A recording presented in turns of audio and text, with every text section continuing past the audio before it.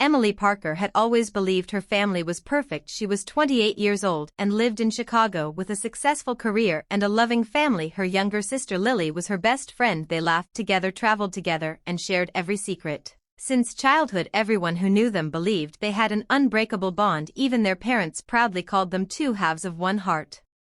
One weekend, Emily ordered a DNA ancestry test just for fun. She wanted to discover where her ancestors came from and maybe find distant cousins. She never expected the small package to destroy everything she believed about her life. 3 weeks later, an email arrived saying your DNA results are ready. Emily smiled as she opened the website, expecting colorful maps and exciting discoveries. Instead, one notification immediately caught her attention. It said close family match found. Emily clicked the notification and felt her heartbeat stop. According to the results, Lily shared only 25% of her DNA. Not 50%. The website clearly identified Lily as a half-sister.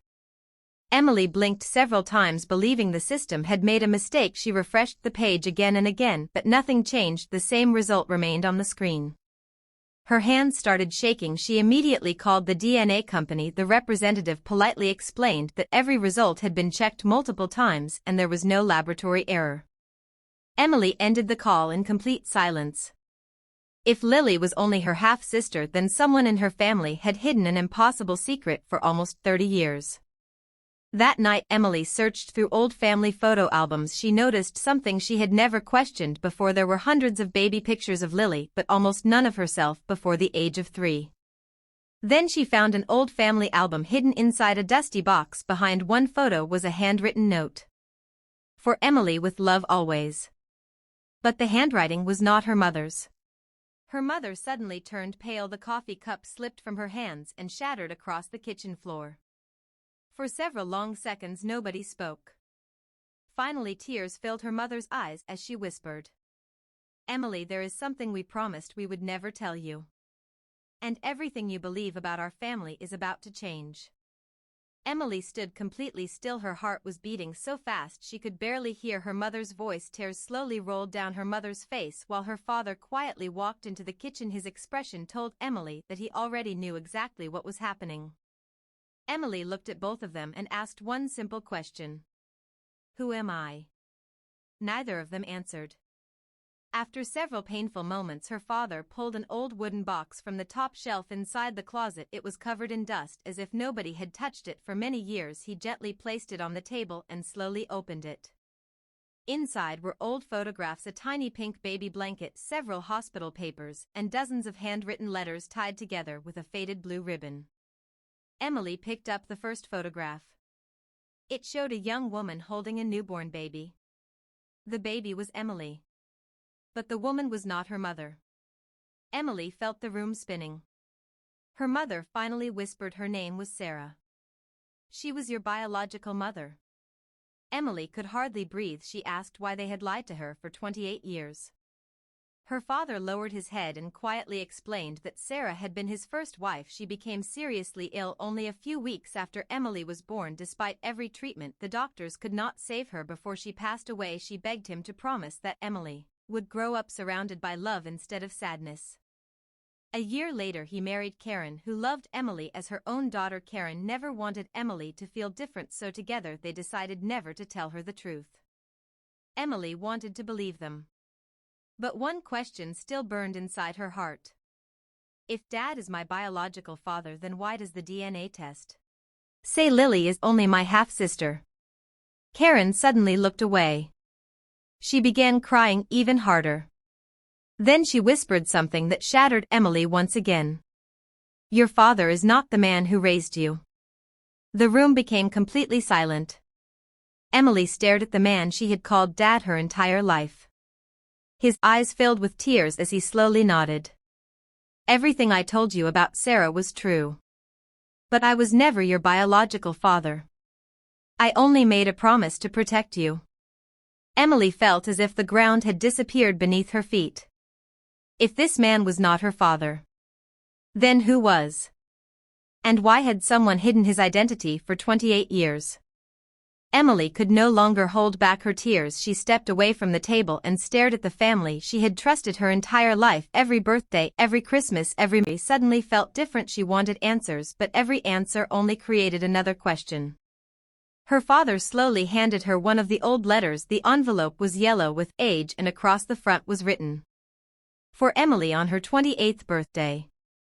Emily carefully opened it. Her hands were shaking so badly she could barely hold the paper. The letter was written by Sarah.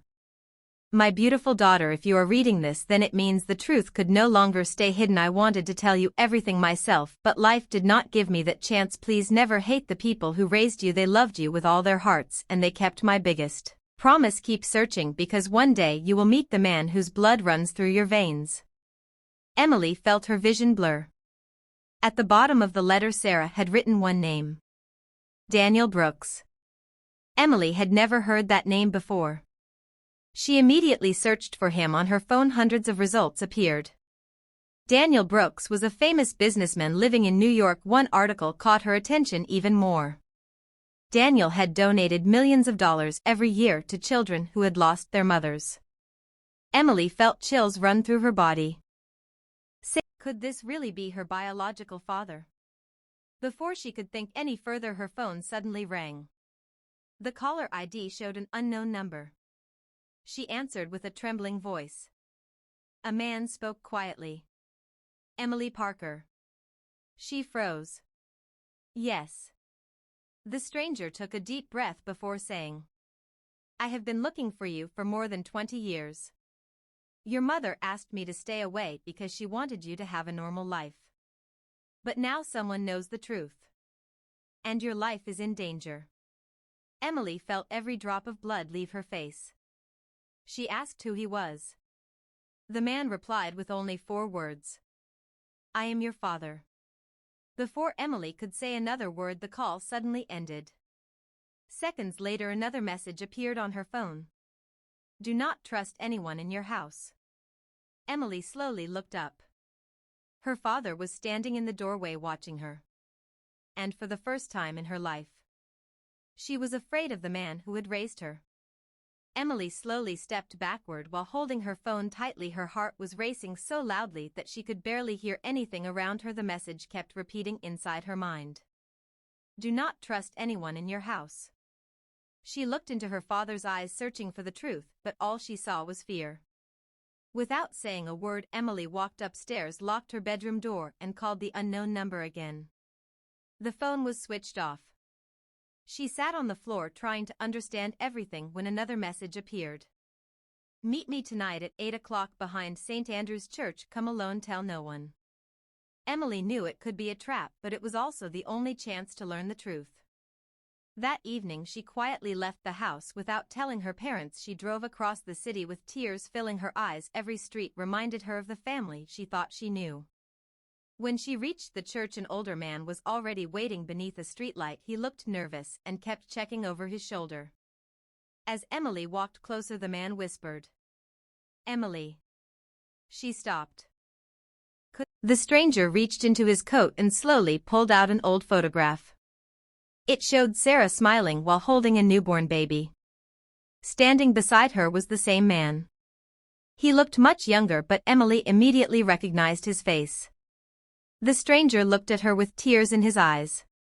"I am Daniel Brooks. I am your biological father." Before Emily could speak, Daniel hugged her tightly. For the first time in her life, she felt something impossible to explain. It felt like she had finally found a missing part of herself. Daniel then looked around nervously and said, "There is very little time. The reason I stayed away was not because I did not love you.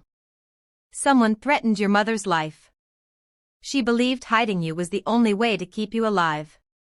Emily felt another shock. "Who threatened us?"